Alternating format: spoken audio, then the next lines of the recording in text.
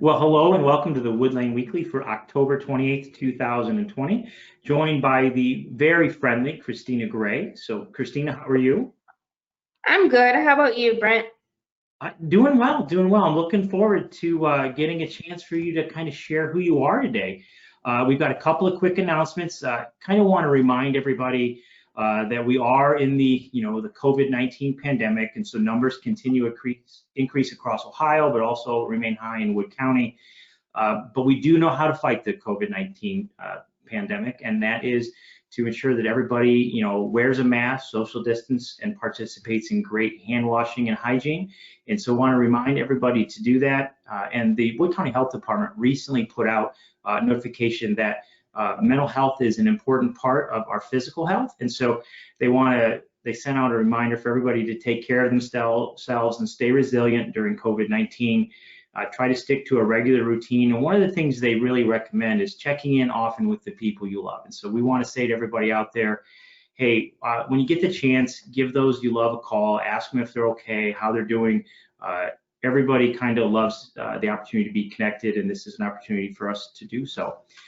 And then ultimately, the Wood County Health Department is also asking that we look at our ability to stop the spread of flu, as it is flu season as well. So really just kind of sharing a document from the Wood County Health Department. And ultimately what it is saying for us is the flu and COVID-19, while there are some similarities in terms of symptoms, so fever and chills, cough and sore throat might be the same, but there are some symptoms that are different. So the flu, the symptoms come on more quickly with 1 to 4 days. COVID-19 symptoms may appear 2 to 14 days, and some symptoms include the loss of taste or smell. So what they really want us to do is prevent the spread of both influenza and COVID-19. So stay home if you're sick, ask a health provider if you should be tested for the flu or COVID-19, wear a mask around anyone you don't live with, stay at least 6 feet away from people, wash your hands,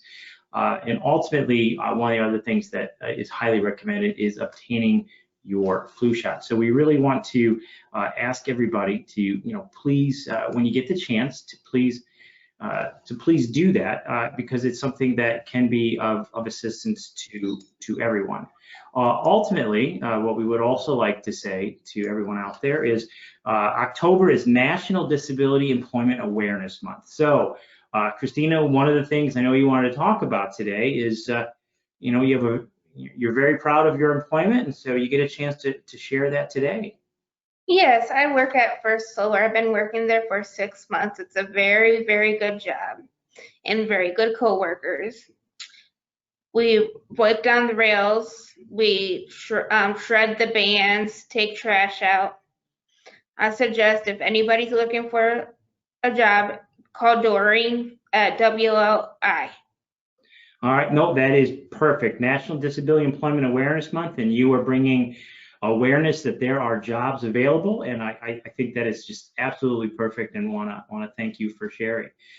So then also, today's October 28th, and so what's coming up next is basically we do have Halloween is coming up next, and so the Wood County Health Department also put out a few areas for us to that we can pay attention to, and they put out some tips that we can certainly utilize as we come along with the Halloween season. And so some of them are about whether or not you're going to host trick-or-treaters for the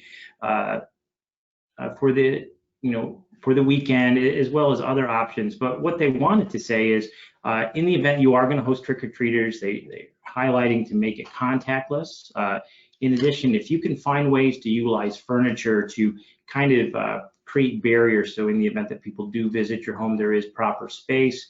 They're also saying any ways you can kind of make it creative as far as individuals obtaining candy at your home. But they're also talking about socially distant ways that you can celebrate Halloween, that you maintain proper distance, such as having a Halloween movie night at home with people you live with, or are participating in a virtual costume party. But also they want to talk about whether or not people are going to a Halloween gathering. And so some of the tips are ultimately the number one goal and objective would be if at all possible, try to avoid gatherings. That is certainly something that is being said by the governor of Ohio, Mike DeWine, but also the Wood County Health Department. So, but they do say if you must go, don't go if you feel sick at all, and be sure to check your temperature before leaving the house.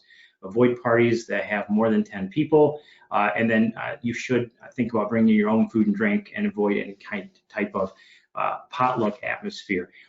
Ultimately, what we are trying to do is really create a safe Halloween opportunity.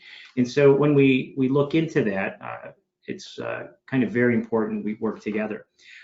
And then, so this week also, because it's Halloween week, the Connect with Kim show is not having an episode this week. So we're going to have a week off from Connect with Kim, and she will be back up and running on Wednesday, November 3rd.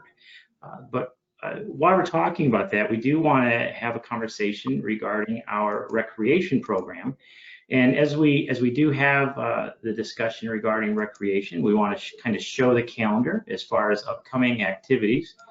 And so coming up in the very near future, we have, Wednesday night, we have the venturing meeting and flag football. Hopefully people see kind of some changes to the schedule where starting on Thursday night, open gyms out of Bowling Green Community Center. So we'd really like to have people attend the community center and be able to participate.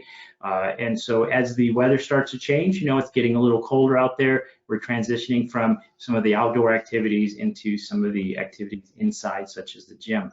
But Christina, that is one of the other reasons you're here today. You want to talk about a recreation program that you really want to share with everybody out there. Yeah, I started like 2 months ago going to Dusty Boots, and I never used to be a horse person. And since I met these horses, I am attached. I go when I'm available to go. I suggest new people to try it because it's a lot of fun. Okay, so if somebody does want to try going to Dusty Boots, which is an opportunity to interact with horses, and you do several different things with the horses when you're there, correct? Yeah, you groom them, you ride them, and when you're done, you take them back to their stall. Okay, so there's, in addition to fun, there is some responsibility in learning about horses. If someone wants to join or wants to learn more, what do they need to do? Get a hold of Jen Kraus. Okay, so give Jen Kraus a call in Recreation Department and ask her about the Dusty Boots program. And our friend Christina certainly recommends that we do that. There is some stuff for winter. There is an indoor horseback riding for the winter time. So we have several options as we transition to the colder months. And so again, I want to thank you for sharing. That's kind of a new program for us, and I'm glad that it's taking off. And then finally, want to remind everybody that the 2020 election is less than a week away. And so voter preparedness, and now is time to finalize your voting plan. So now is the time to verify your plans to either vote early or obtain transportation to the polls on Tuesday, November 3rd.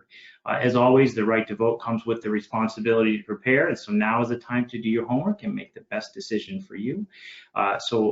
Christina, I want to thank you for joining. We learned a lot about your job that's going so well, as well as some of your favorite recreation opportunities. Do you have any final words for today? I like working with my buddy Dennis. He's a very good co-worker. Yes, he is a wonderful young man, and so a huge shout out to our friend Dennis. And Christina, we will see you soon. I want to thank everybody out there for joining. Thank you. I